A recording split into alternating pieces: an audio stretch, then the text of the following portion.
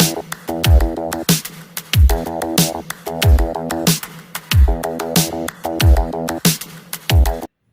Everyone, welcome back to my channel. तो अगर आप मेरे चैनल पर नए हो तो चैनल को सब्सक्राइब कर देना, साइड में बेल आइकन है उसे भी दबा देना, जिससे कि मेरे नए वीडियोस के नोटिफिकेशन आपको मिलते रहे। सो इस वीडियो में मैं आपको practical question number 1 bank reconciliation statement का सॉल्व करके बताने वाला हूँ। सो स्टार्ट करते क्वेश्चन पढ़ना। सो इसमें दिया आपको from the following particulars prepare a bank reconciliation statement as on 31 December, और उसके बाद आपको यहाँ पे अराउंड 7 पॉइंट्स दिए हुए हैं।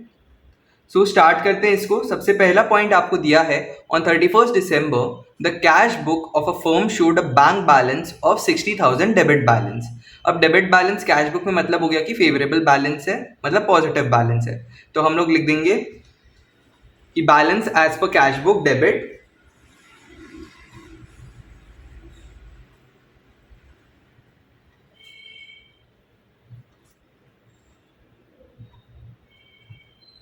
एंड उसका अमाउंट है 60,000।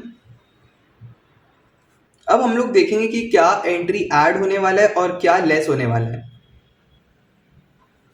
अब हम पढ़ते हैं पॉइंट नंबर 2 इसमें, और इसमें आपको दिया है पॉइंट 2 में कि cheques had been issued for 15 lakh, out of which cheques worth 4 lakh only were presented for payment. इसका मतलब ये है कि हमने 15 लाख का चेक इशू कर दिया था पेमेंट के लिए, तो हमने कैश बुक में तो 15 लाख का पूरा पेमेंट दिखा दिया, लेकिन उसमें से ओनली 4 लाख रुपीज का पेमेंट हुआ था। बैंक में से सिर्फ 4 लाख कम हुआ, बट हम लोग का जो कैश बुक है उसमें से पूरा 15 लाख हमने कम कर दिया। बैंक एंड कैश बुक को मैच करने के लिए हमें कैश बुक को 11 लाख रुपीज, जो डिफरेंस है उसका 15 लाख माइनस 4 लाख, 11 लाख रुपीज से ऐड करना होगा। हमारा ऐड में फर्स्ट पॉइंट आ जाएगा check issued but not presented for payment.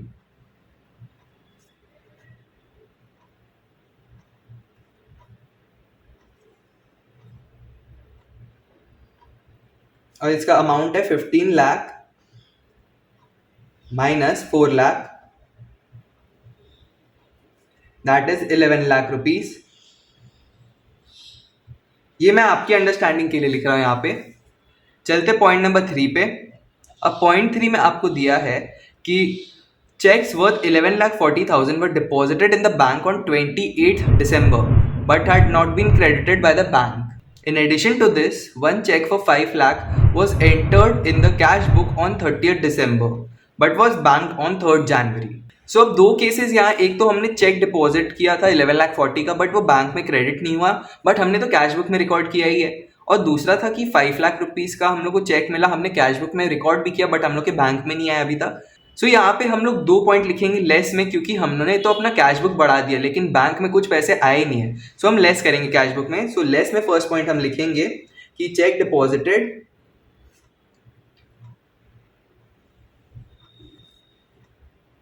But not credited by the bank.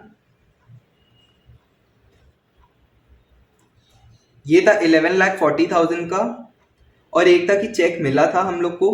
Point number 2, check received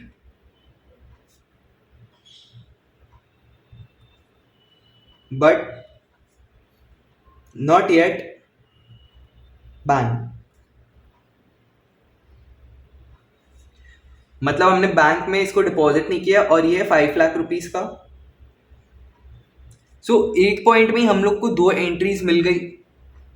अब उसके बाद हम लोग चलते हैं पॉइंट नंबर 4 पे। अभी आपको दिया है, a cheque from Susan for 4 lakh rupees was deposited in the bank on 26 December but was dishonoured and the advice was received on 2 January. इसका मतलब है कि हमारे बैंक में डिपॉजिट हुआ था 4 लाख रुपीज, वो हमारा कैश बुक में भी हमने रिकॉर्ड कर दिया, बट ये जो डिपॉजिट हुआ था ये चेक डिसऑनर हो गया था। हम लोग के बैंक में कुछ पैसे नहीं है, बट हमने अपने कैश बुक में तो दिखा दिया कि हमें 4 लाख मिल चुका है। हम लोग क्या करेंगे यहाँ पे कि जो कैश बुक है उसमें से हम लोग 4 लाख लेस कर देंगे, जिससे कि bank balance and cash book का बैलेंस दोनों मैच हो जाए। थर्ड पॉइंट हमारा लेस में आ जाएगा कि चेक डिसऑनर्ड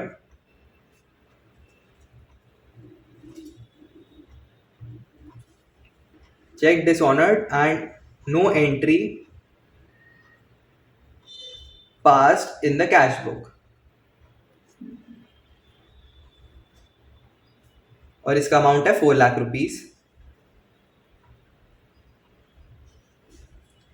यहां तक हम लोग कर लिए। अब चलते हैं 5th पॉइंट पे। फिफ्थ पॉइंट में आपको दिया passbook showed bank charges of 2000 debited by the bank. इसमें मतलब हो गया कि हम लोग के बैंक में से चार्जेस कट गए, कैश बुक में कुछ रिकॉर्ड नहीं किया तो हम लोग लेस कर देंगे, क्योंकि मैच करना है हम लोग को दोनों का बैलेंस, तो लेस करेंगे हम लोग और लिखेंगे कि bank charges debited by the bank.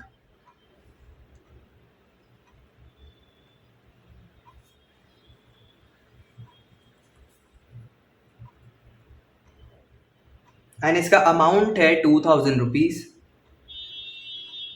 अब हम लोग को यहाँ पॉइंट नंबर 6 में दिया है one of the debtors deposited a sum of 5 lakh in the bank account of the firm on 20th December but the intimation in this respect was receive from the bank on 2nd January।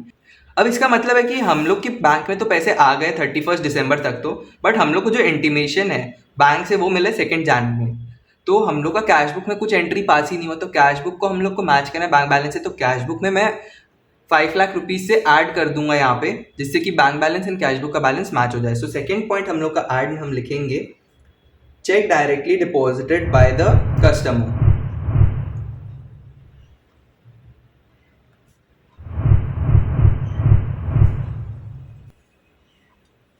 अब यहाँ customer की जगह data लिख सकते हैं। सो ये हो गया डेटा दैट एंड इसका अमाउंट है 5 लाख। सो इसी के साथ सारे एंट्रीज हमने कर लिया है। और पॉइंट नंबर यहाँ जो 7 है, ये हम लोग को दिया bank passbook showed a debit balance of 3,82,000 on 31st December। अब डेबिट बैलेंस इन बैंक पासबुक, इसका मतलब हो गया कि ओवरड्राफ्ट बैलेंस है। सो हम लोग बैलेंस तो लिख ही लेते हैं, बट हम लोग को देखना है कि हम लोग का बैलेंस मैच हो रहा है कि नहीं। सो जो बैलेंस है 3,82,000 वो तो हम लोग को यहाँ आना चाहिए। अब हम लोग इन सबको ऐड और सब्ट्रैक्ट करके देख लेते हैं कि हम लोग का यही बैलेंस आ रहा है कि नहीं, और ये है बैलेंस एज पर पासबुक।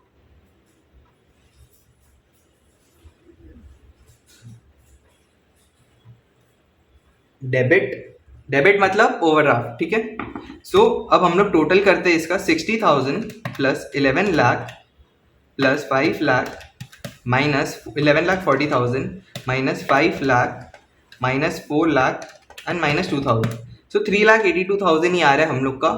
अब हम लोग का आप कैलकुलेट करोगे तो नेगेटिव आएगा, मतलब माइनस 3,82,000 आएगा। सो वही होता है ओवरड्राफ्ट बैलेंस। और हम लोग यहाँ माइनस 3,82,000 नहीं लिखते, हम लोग 3,82,000 और बैलेंस एज पर पासबुक को डेबिट कर देते हैं। डेबिट मतलब ओवरड्राफ्ट, नेगेटिव में हम लोग का बैलेंस चल रहा है। सो इसी के साथ सारे एंट्रीज इसमें मैंने आपको करके दिखा दिया है। सो अगर आपको ये वीडियो अच्छी लगी तो वीडियो को लाइक करना, चैनल को अभी तक सब्सक्राइब नहीं किया तो सब्सक्राइब कर देना, और मुझे इंस्टाग्राम पे जरूर से फॉलो करना। तो मिलता हूँ मैं आप सभी से अगले वीडियो में कुछ नए क्वेश्चंस के साथ। Till then stay connected guys.